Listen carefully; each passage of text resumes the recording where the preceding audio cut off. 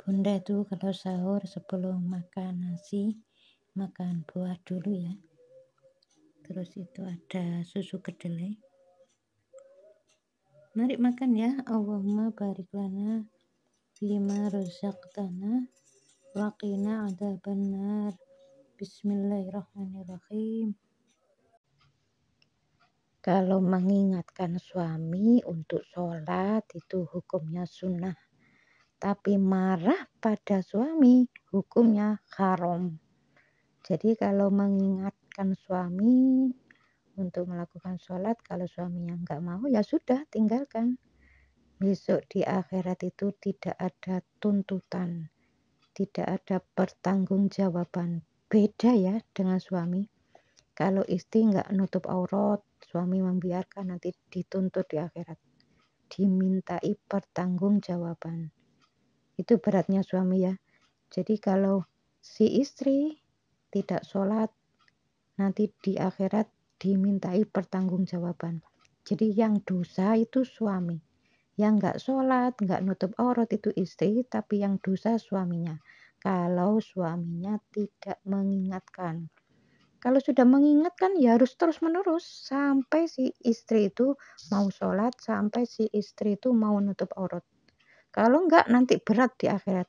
Makanya kalau cari istri ya kalau sudah tahu nggak nutup aurat, jangan nanti kalau jadi istriku insya Allah mau ya. Kenyataannya setelah jadi istrinya ya malah sering marah-marah, disuruh nutup aurat nggak mau, malah marah-marah.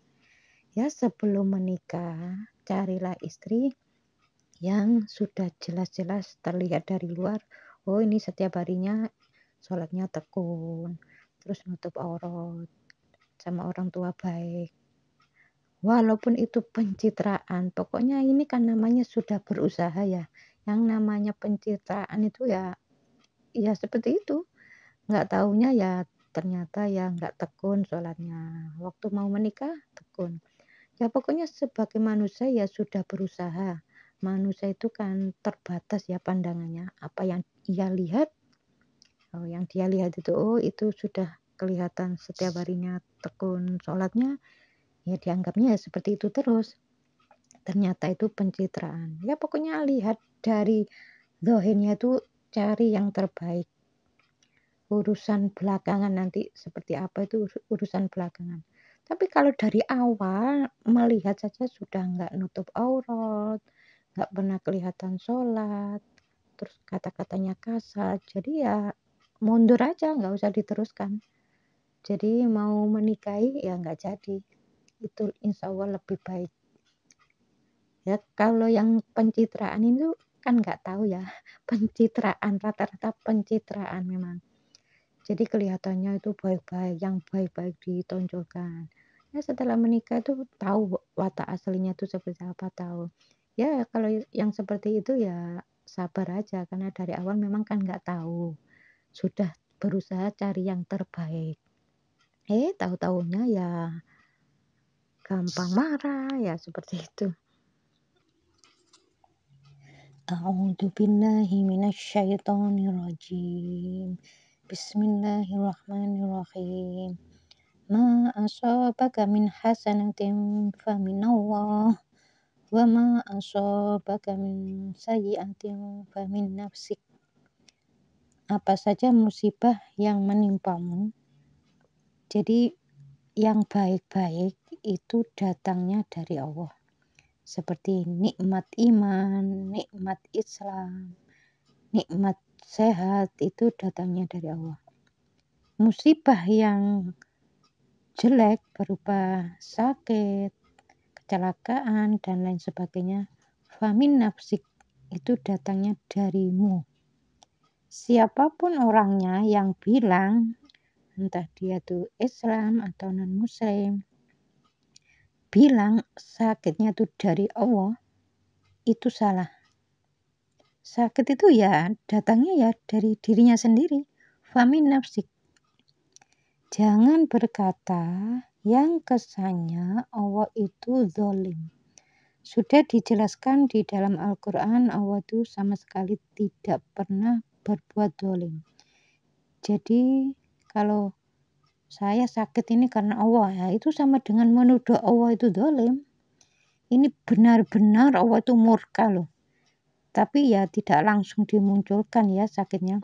Meskipun orang itu mengatakan seperti itu. Kalau dia mengatakan seperti itu, biasanya ya didiamkan sama Allah Ta'ala.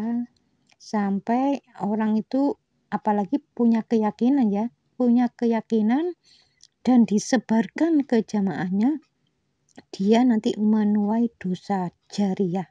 Ya itu harus paham ya.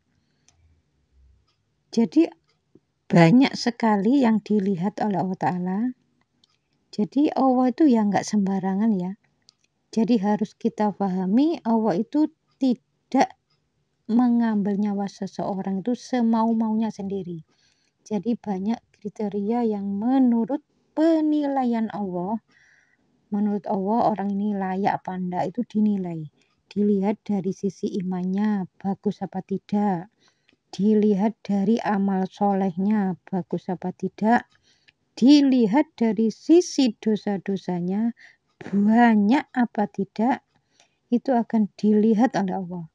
Dari sisi manfaatnya, manfaat apa tidak orang ini. Nah, baru nanti kalau sudah dianggap enggak manfaat, nah orang ini diambil nyawanya oleh Allah. Jadi Allah tuh ya enggak sembarangan ya mengambil nyawa orang itu. Mati muda, mati tua, itu semuanya dinilai sama Allah Ta'ala. Makanya orang itu ya kadang-kadang kelihatannya biasa-biasa saja, nggak pernah sholat berjamaah, tapi gak gampang marah, mudah memaafkan orang, gak sombong. Ya biasanya orang-orang yang masih punya manfaat untuk orang lain. Jadi kalau ada orang memerlukan bantuannya, kadang-kadang ya nggak dimintai ya, dia tuh langsung paham ya, menawarkan diri, menolong. Biasanya orang-orang yang masih manfaat seperti ini itu ya diberi kesempatan hidup sama Allah Ta'ala. Jadi kalau orang umpamanya sakit ya diberi sakit itu kan diberi pelajaran sakit, dia itu harusnya kan tobat. Tapi setiap sakit nah ke dokter, setiap sakit ke dokter ya terus menerus seperti itu. Ya sakit sembuh.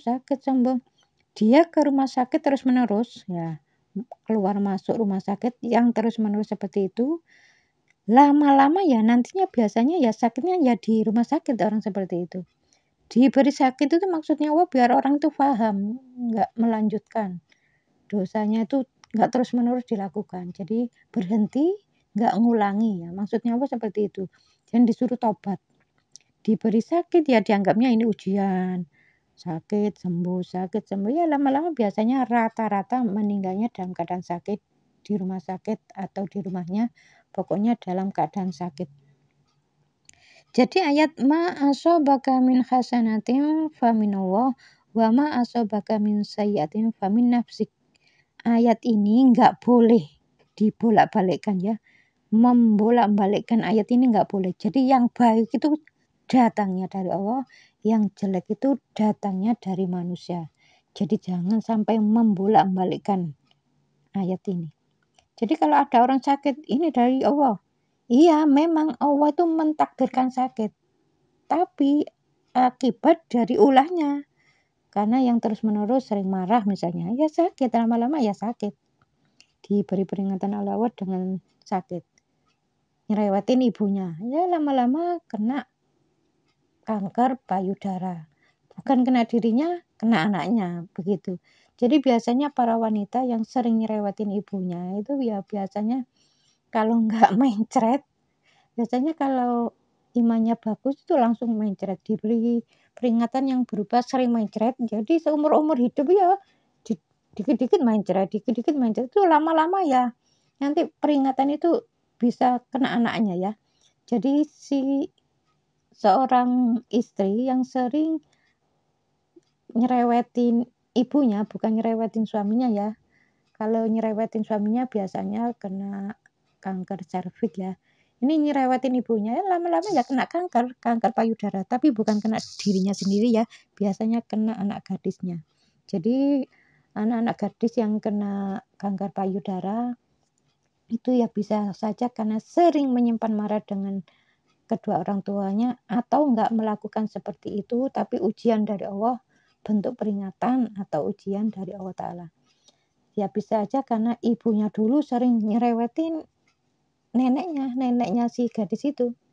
Makanya jadi orang tua ya harus hati-hati, kepada orang tua harus baik, nanti efeknya itu bukan kena dirinya sendiri, bisa juga kena anaknya. Ya kasihan yang kena anak gadis yang kena kanker payudara itu ya bisa aja dulu-dulunya ibunya si gadis ini dengan neneknya itu ya sering nyerewetin. Nyerewetin tapi dianya nggak kena hukuman tapi kena anaknya. Ya seperti itu.